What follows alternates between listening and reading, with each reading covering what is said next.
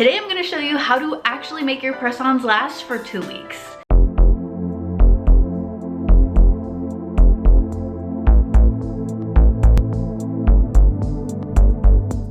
Hello friends, welcome back to my YouTube channel. If you're new here, hi, I'm Natalie, and if you're not new here, welcome back. Today we're gonna go into how I do my press-ons. Your press-ons should last at least 2 weeks. You should be able to easily lift their nail, boom, and not have them pop off. If they're only lasting a few days, you're probably putting them on wrong. Let me show you how. I started using press-on nails in 2019 in college, and I have not stopped since. So I feel like I've gathered a good amount of tips and tricks that have made my press-ons consistently last like 2 weeks. So I'm gonna show you guys step by step how I do it. So if you're interested in learning how to do your nails so that they actually last, keep watching. Alright, this is my first time doing this type of video where it's like this point of view, so hopefully this turns out okay. But for press-ons, the first things that you're gonna need are, of course, obviously your press-ons. These are from Glamid. You guys probably have seen me mention this brand before. They're seriously one of my favorites. They are pretty much sized to your nail already, so I'm a size extra small. I do have really tiny nails, so you're obviously gonna get your nails. You're gonna need a buffer. I really like the one from Olive & June. This one, I don't know, this one just works really well for me. And then of course a nail file. This is from Tweezerman. It's the Cinderella, so cute. But if you are somebody who is buying the press-ons within a pack, well, these actually come with everything too, but typically your nails will come with everything. Your glue, your file, sometimes even nail tabs, and then a cuticle pusher, which, I mean, I don't really use it, but it'll have it. And then last thing you're gonna need is your glue. This is, I'll get more into this later, but this is one of the most important steps, glue choice. So the first thing that we are gonna do is prep our nails. This is the step that's really gonna set the tone for the amount of time that your nails actually last. It's important to have your nails prepped. I used to just go in and apply the glue, pop on the nails, and my nails would last 3-4 days max. So nail prep is super important. So first I'm gonna go in with the nail file. This is just from the Tweezerman collection, and I'm just gonna go shape my nails, and I'm just gonna straighten them out and make sure that they're a little bit shorter. I kind of like them to be at the point where my actual finger hits. I feel like that's just the ideal spot for it to actually adhere to your nail properly and not mess with the nail itself lifting weird. So yeah, I'm just gonna go in and file. Obviously filing is personal preference. I know a lot of people will shape them into a round shape or an almond shape, but I don't know, I just like my nails straight.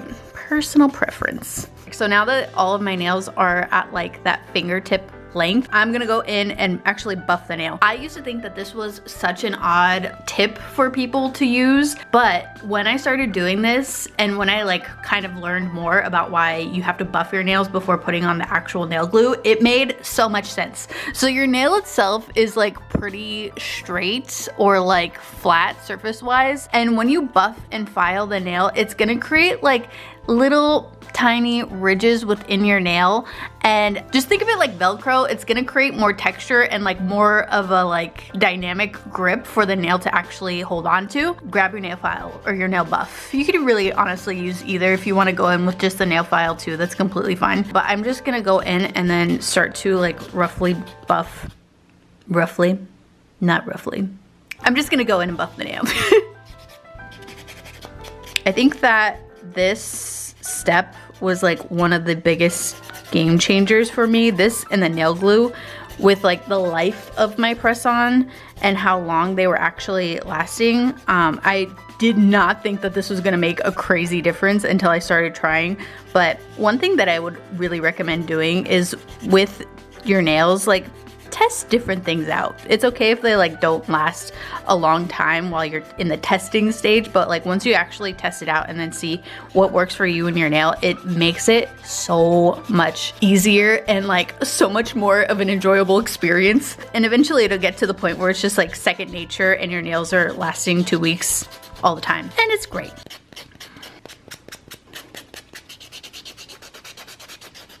To give the nails a tiny bit more texture, I'm gonna go in and just lightly go over it with my nail file.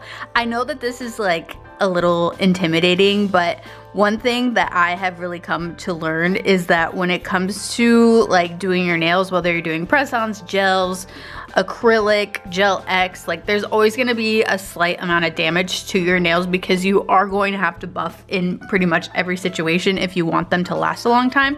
So it's really just about buffing with care and then making sure that you're like applying them correctly and taking them off properly, not just like ripping them off and peeling the rest of your nail off. Okay, next step and very important step, I forgot to include this in the items you'll need section of the video. Make sure you have an alcohol pad. Normally, if your nails come in these little packs, they do have alcohol pads in them. I used to literally just throw these away because I would not buff my nail and I would not dehydrate my nail. Something very important is to make sure that your nail is completely dehydrated, and that's what the alcohol pad really helps to do. Even if you just do something as simple as like washing your hands before putting press-ons, it's gonna make your press-ons just slide right off. So do not wash your hands before, avoid any water, don't take a bath, don't take a shower, don't wash your hands. I'd say like a solid hour before applying press-ons. This just helps to not only dehydrate the nail, but also get rid of all that gunky like dust. So I'm just gonna go in. This actually comes in the Glamade nail kits. Even if you don't have like an actual alcohol pad, you could just use acetone too. It helps to really dehydrate the nail. And when doing this, make sure you're fully covering the nail, okay? Don't just do like a little swipe. Like you need to get all of the dust because the edges of your nails are typically where your nails start to lift. So you wanna make sure that those parts are fully dehydrated too.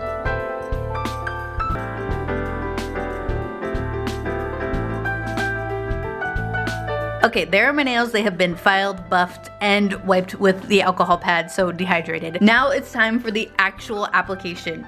But before we actually go in it and apply the glue, I just want to make sure to stress the importance of getting the correct nail size. Now, these are Glamade nails. I know that I am an extra small and these fit me really well, but you want to make sure that the nail that you're using completely covers the nail from edge to edge. Another thing is if you're using a brand like Olive & June, they typically look like the same size, but they're kind of squeezed in a little bit. So with Olive & June nails, even if it does cover the edge, like let's just pretend that this is the size of my nail. If I am still having to push down in order for it to like cover each end, it's gonna pinch my nail. There was the longest time that I was using the incorrect nail sizes, and I would just put on a nail like an Olive & June nail that was just a size too small, even though it looked like it was the size of my full nail. And I literally created like a dent in my nail for the longest time. It took so long to get rid of. But make sure that your nail itself fully covers from side to side. It's fully covering the nail. It's not having to be pushed down significantly in order to like cover the full nail. And most importantly, it's not making your nail feel uncomfortable at all, because if it's doing that, then it's probably the wrong size. These nails are so cute. I think these are their like Hawaii inspired nails, so I want to put these on before the end of summertime. We're gonna go in now with nail glue. I talk about this nail glue so much. This is the Glamnetic brush on nail glue, and it's been one of my favorites.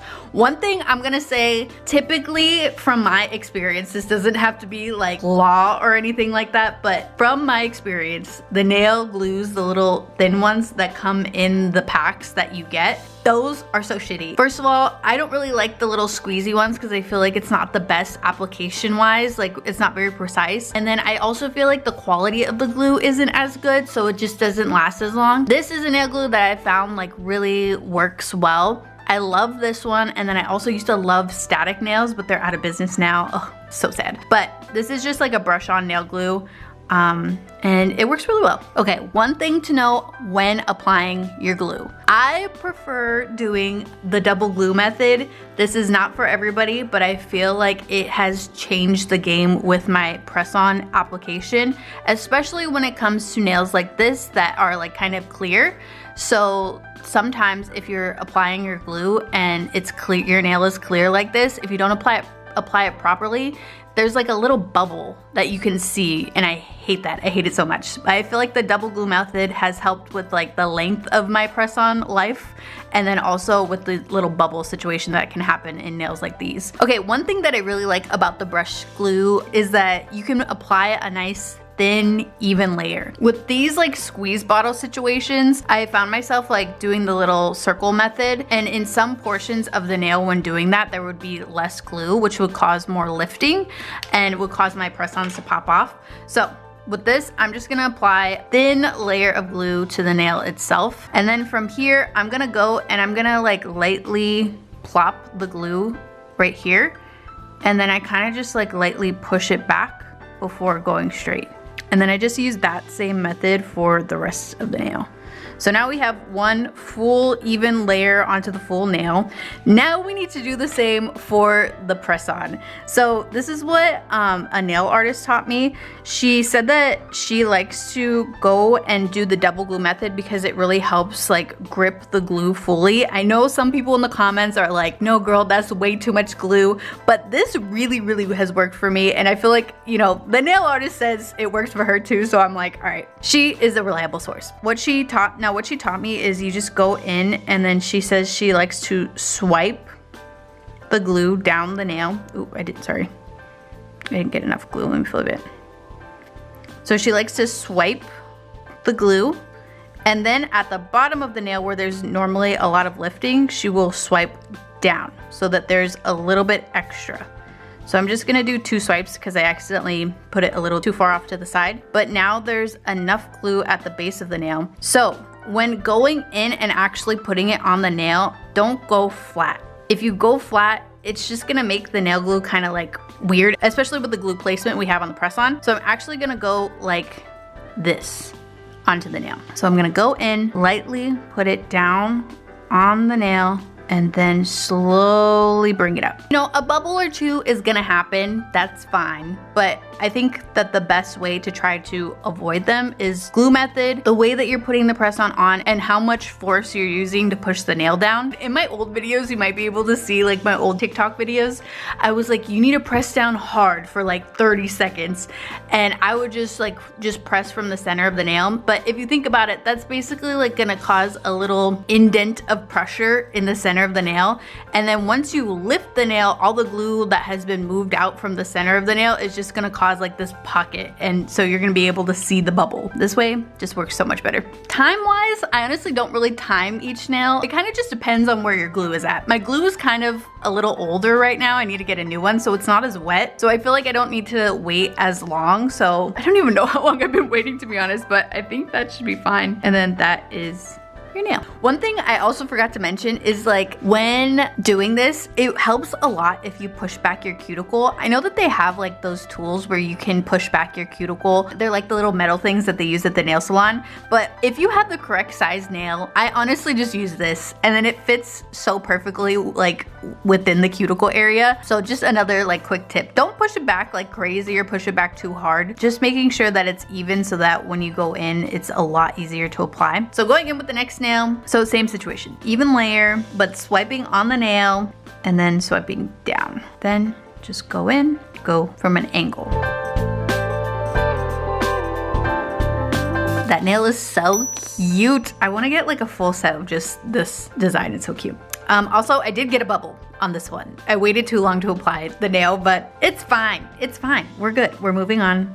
Everybody makes mistakes. So I'm just gonna go in and apply the rest of the nails, and then I will be back to show you the finished result.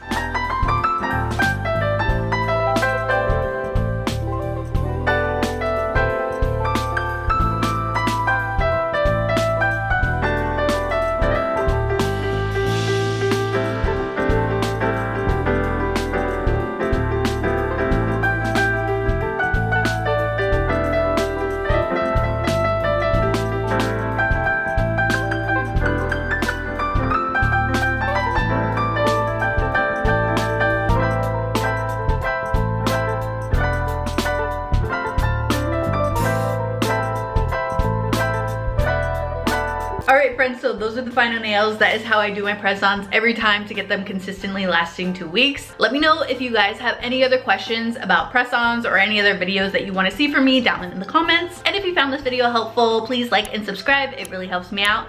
And I will see you guys in the next video. Bye!